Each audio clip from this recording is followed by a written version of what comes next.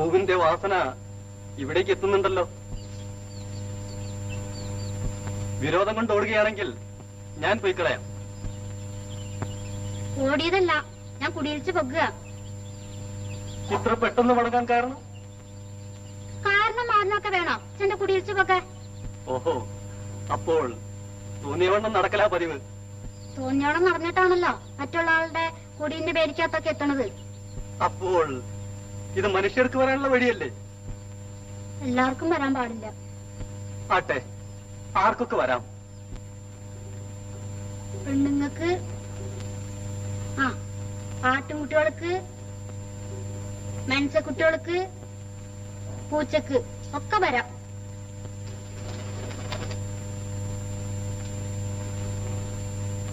പുരുഷന്മാർക്ക്? അപ്പോൾ ഈ വീട്ടിൽ പുരുഷൻ വരാനേ പാടില്ല? വരണ്ടേല് മുമ്പത്തെ കൂടി വരിക.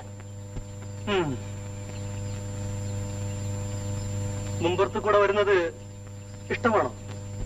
ഒന്നൊക്കെയല്ലേ തിരിയുള്ളൂ. ശരി, എന്നാൽ ഇപ്പോൾ പോയി കളയാം. ബുദ്ധിമുട്ടിച്ചതിന് മാപ്പാക്കണം. നിക്ക് നിക്ക്, പോകാൻ പറഞ്ഞിട്ട് നിൽക്കാൻ പറയാമോ?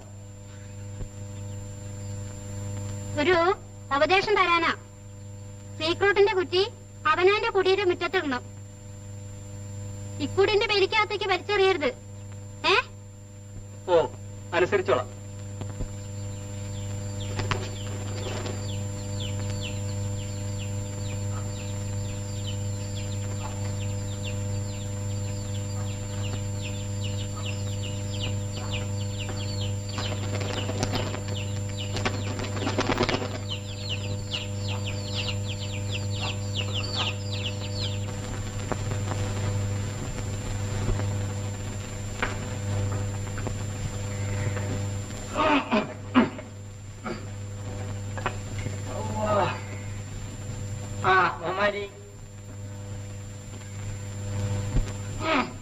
ഇപ്പൊ എന്തിരുത്താ വിചാരിക്കുന്നു?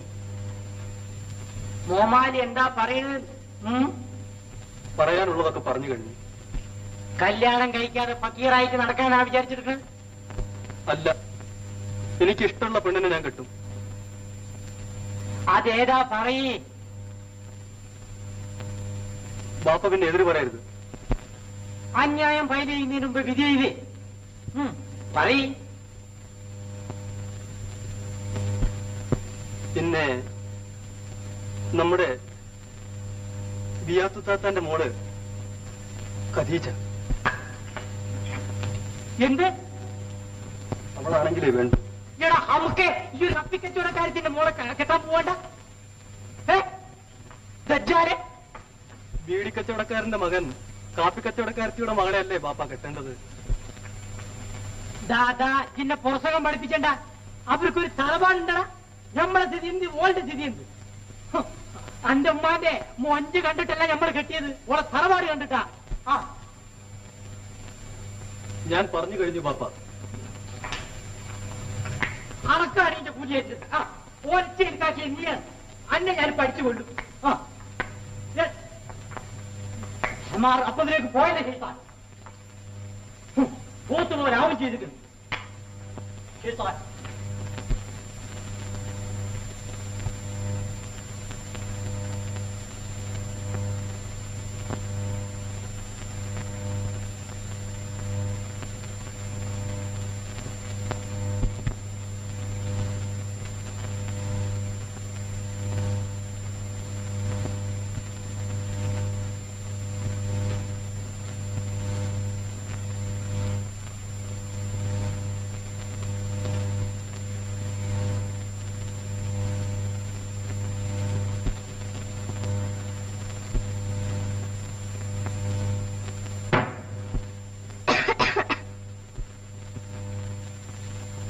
അതിന്റെ ഉള്ളിലേക്ക് പോരുത് കേട്ടോ. ഒരിക്കൽ ഇതിനുള്ളിലേക്ക് പോകണമല്ലോ. ഇത്ര നേരത്തെ ഏതായാലും വേണ്ട. ചെല്ലേണ്ട സ്ഥലം നേരത്തെ പരിചയപ്പെട്ടിരിക്കാമല്ലോ. ഈ പെട്ടിയെല്ലാം അപ്പച്ചൻ വിറ്റേക്കും. ഇങ്ങോട്ട് കയറിയിരിക്കണം. അപ്പച്ചൻ എവിടെ പോയി? വർഗീസ് മുതലാളിയുടെ അങ്ങ് വരെ പോയതാ. അവിടെ റോസച്ചേടത്തി മരിച്ചു. മനുഷ്യർ മരിച്ചാൽ അന്നമ്മയുടെ അപ്പത്തിന് കാശായി എന്ന് വെച്ച് മനുഷ്യർ മരിക്കണമെന്ന് ഞങ്ങൾ പ്രാർത്ഥിക്കാറില്ല.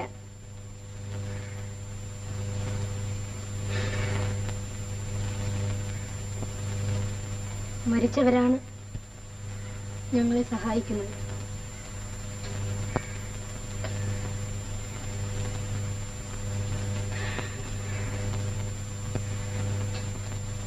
ജീവിച്ചിരിക്കുന്നവർ ശ്രദ്ധിക്കുന്നേയില്ല.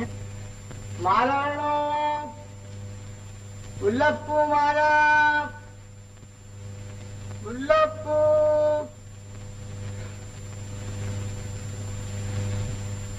ശരിയാണ്. മരിച്ചവർക്ക് ദുർവാശികളും അഹന്തയുമില്ല. മരണത്തിന് മുമ്പിൽ വലിയവനും ചെറിയവനും ഒരുപോലെയാണ്. മരണത്തിന് പൊന്നും മണ്ണും സമമാണ്. അന്നമ്മേ, ഈ പൊന്ന് കുഴിച്ചെടുക്കുന്ന പണി കണ്ടുപിടിച്ചതാരാ? ചെകുത്താനായിരിക്കും കുഞ്ഞെ.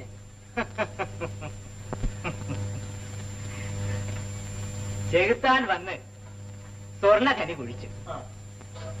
മനുഷ്യര് അതിൽ കയറി താമസവുമാക്കി. ഇപ്പോൾ മനുഷ്യരേത് ചെകുത്താനേതെന്ന് തിരിച്ചറിയാൻ വേണ്ട. മോളെ, സ്വല്പം കാപ്പി എടുത്താട്ടെ. അതാണ് ഞാൻ പറഞ്ഞത്. വർഗീസ് മുതലാളിയുടെ ഭാര്യ മരിച്ച് 9 പവന്റെ 2 ചിറ്റാണ് കാതെ. ഇപ്പോഴേ അത് മുറിച്ചെടുക്കാൻ വിഷമിക്കുക. മരിക്കുന്നത് വരെ അവനവന് ഭാരം. മരിച്ചു കഴിഞ്ഞാൽ പിന്തുടർച്ചക്കാർക്ക് ഭാരം. പണ്ടിന്റെ കുഴപ്പമാണ് ഈ പറഞ്ഞത്. പക്ഷേ ഒരു സമാധാനം.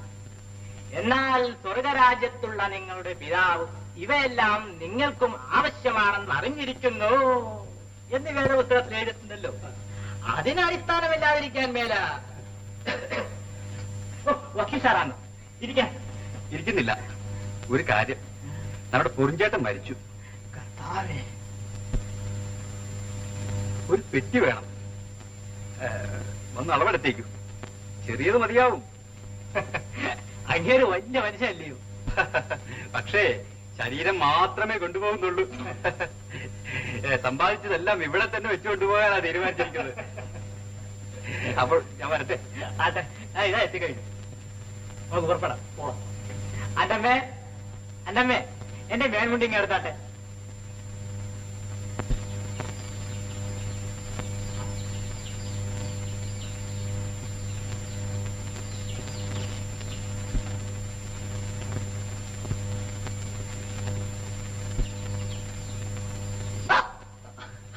രാരിച്ചന, വാ. നിന്നെ കൊണ്ട് ഒരു കാര്യം. ഞങ്ങളെ കണ്ടോ? എന്താണോ? അതെ, മിണ്ടാതിരിക്കും.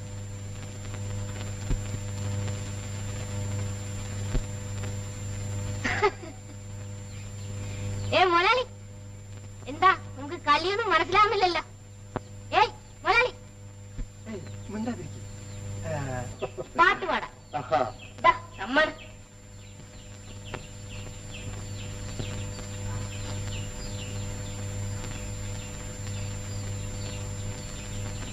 ഇതെവിടുന്ന് രാരിച്ച?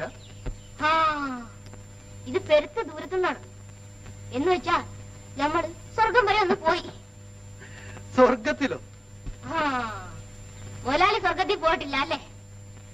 അവിടെ ഞാൻ ഒരു സുന്ദരിനെ കണ്ടു. ആ സുന്ദരിന്റെ പണി ആടിനെ നോക്കല. ആ സുന്ദരി സമ്മതിച്ചതാ ഇത്. അയ്യോ,